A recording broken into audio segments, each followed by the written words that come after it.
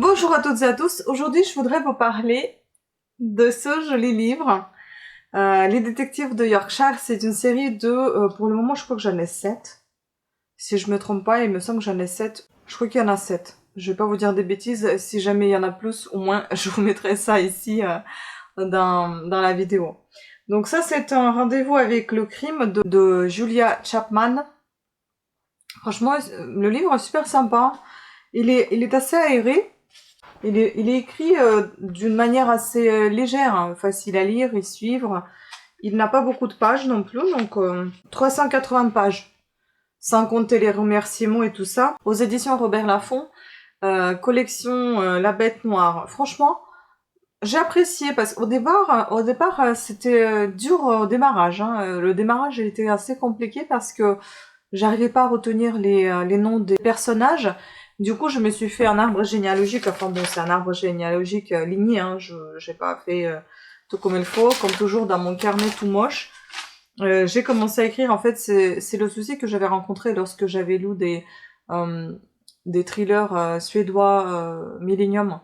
Et du coup, comme il y avait beaucoup de personnages qui surgissaient, au bout d'un moment, je commençais à tous les écrire, à les marquer dans le carnet.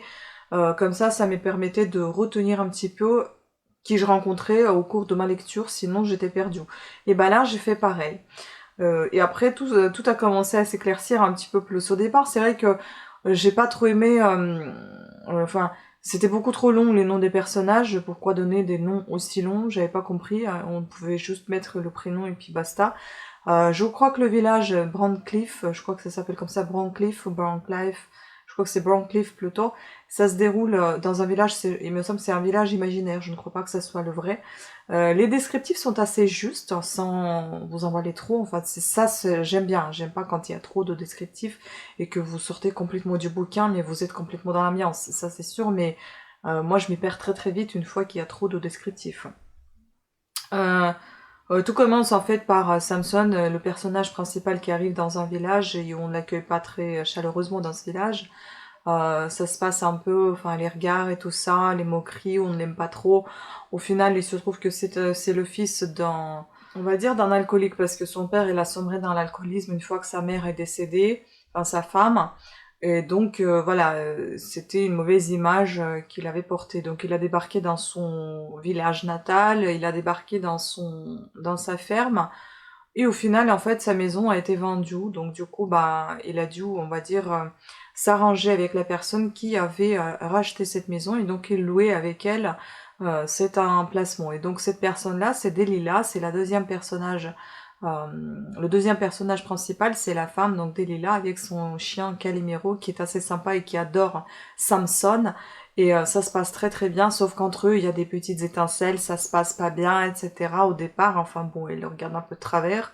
Mais sachant qu'elle a des soucis d'argent et que lui propose le loyer, payer le loyer 3 mois en avance, bon, du coup, c'est sûr que elle est conquise, elle aime bien cette proposition, elle l'accepte de suite, et puis Samson, en cachette, il loge dans ses bureaux qu'il a loués à Delilah, et donc ils ont tous les deux leur bureau. Elle, c'est une agence, enfin c'est un peu une agence de rencontre, un peu une agence matrimoniale, un peu, et lui, c'est une agence de détective, et il se trouve qu'ils portent à peu près le même nom, enfin le même, comment on dit, acronyme, je sais plus quand il y a que des lettres. Voilà, et du coup, bah, il commence... il y a des petites chamailleries. En fait, ça fait un petit peu penser à des séries télé quand vous voyez, vous savez, elle renverse le café, l'autre, enfin, un peu dans le style, tiens, je renverse le café, je dis, excuse-moi, mais c'est pas tout à fait ce qui s'est passé, mais un peu dans ce style-là. C'était un peu des petites scénettes comme on a souvent vu dans les séries. Bon, c'était un peu marrant, mais des fois, tu te dis, déjà vu. Mais après, vous commencez vraiment à vous attacher à ces personnages. Je pense que, enfin, c'est assez, pour moi, c'était un peu difficile au départ parce que c'était un peu cliché par rapport à les séries, aux séries de télé, etc. Ensuite, ce qui me rebutait un peu, enfin, ce qui me retenait un petit peu, c'est le fait que les personnages aient des noms aussi compliqués. Mais après, ça allait très vite. Il faut savoir aussi, avant qu'ils se rencontrent, tout commençait par un meurtre, donc ça commence bien. Et parfois, ça me fait penser un peu à série télé Barnaby, en fait. Vous avez un village où il y a plein de meurtres, hein, et on sait pas, en fait, tout le monde meurt, enfin bon, c'est un peu ça. Mais je suis désolée pour la voix, je suis un peu malade. Mais c'est assez, enfin c'est assez marrant. C'est pas marrant quand il y a quelqu'un qui meurt, mais il faut savoir que c'est pas un thriller, c'est un cozy mystery. Donc c'est assez, il y a des moments rigolos par moments. Enfin, vous n'avez pas des trucs glauques, vous n'avez pas quelque chose de gore là-dedans. C'est assez léger, hein, ça se lit facilement. Vous pouvez le lire la nuit avant de vous endormir. Vous allez pas mal dormir. Donc c'est ça que je cherchais avant tout, parce qu'à chaque fois je dormais très très mal à cause des thrillers, alors que j'aime beaucoup les lire, mais j'ai arrêté. Et ça passe très bien.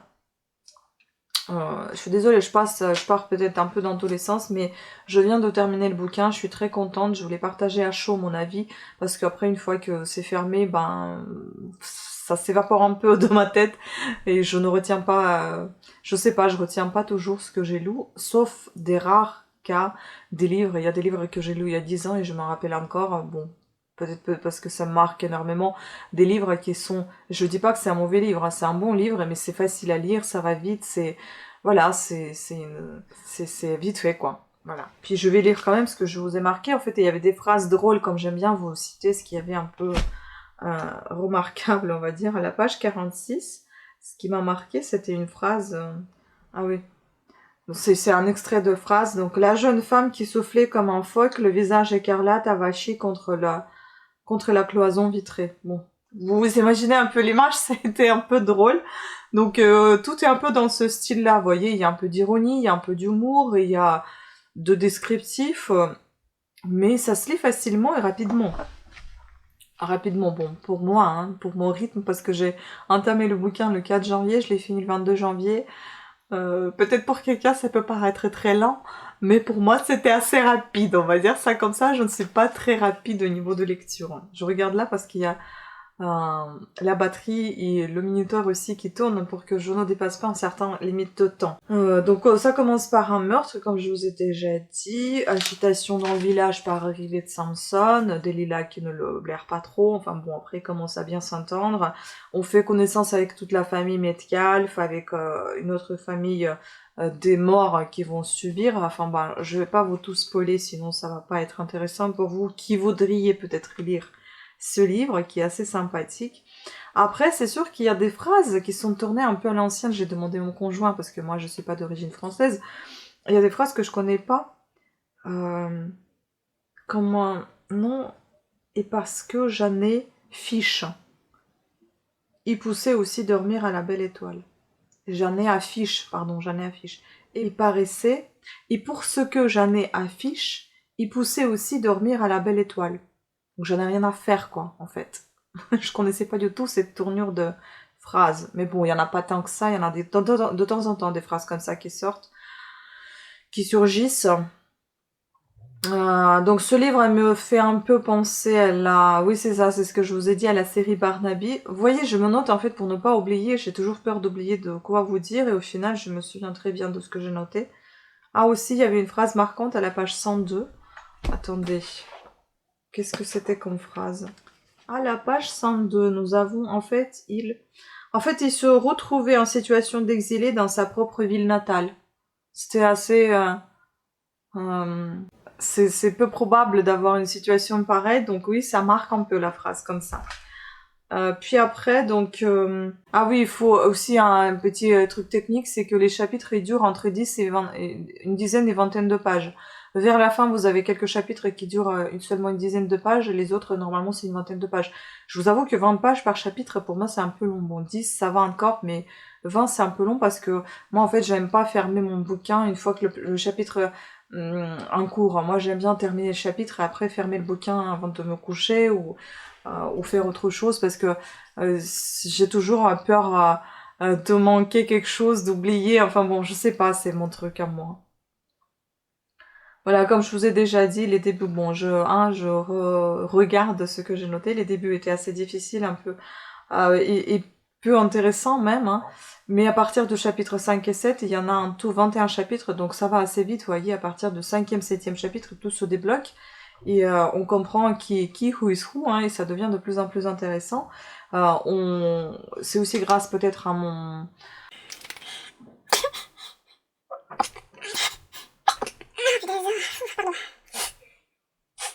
C'est peut-être aussi grâce à mon arbre généalogique que j'ai établi moi-même, ça m'a permis d'être un peu plus débloquée dans cette situation où je comprenais pas qui est qui, qu'est-ce qui fait quoi et pourquoi les personnages, pourquoi celui-ci vient là et pourquoi, et pourquoi et comment.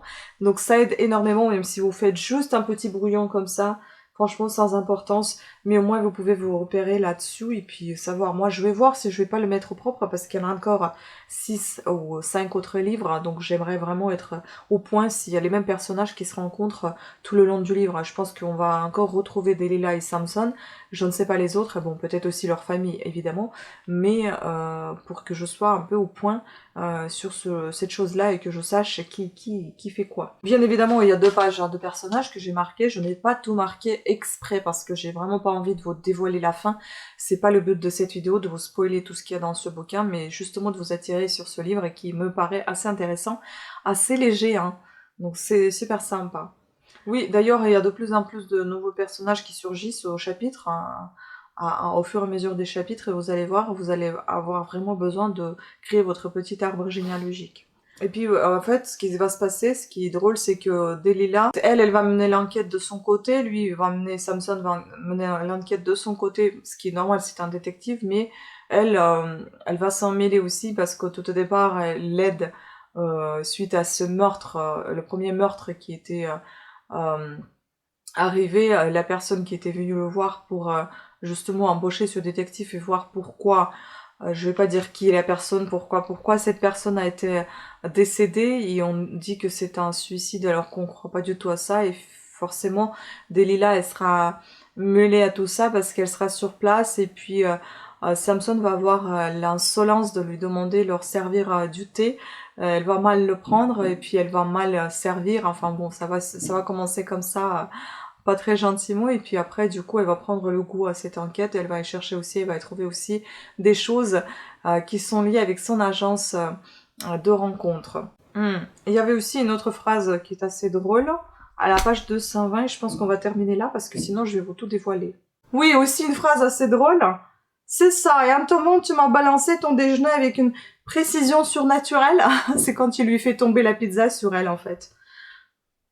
Je suis désolée si vous entendez le bruit, c'est encore mes voisins. Je cherche les moments les plus calmes, le soir, la nuit, mais même la nuit, ils font je ne sais quoi. Voilà.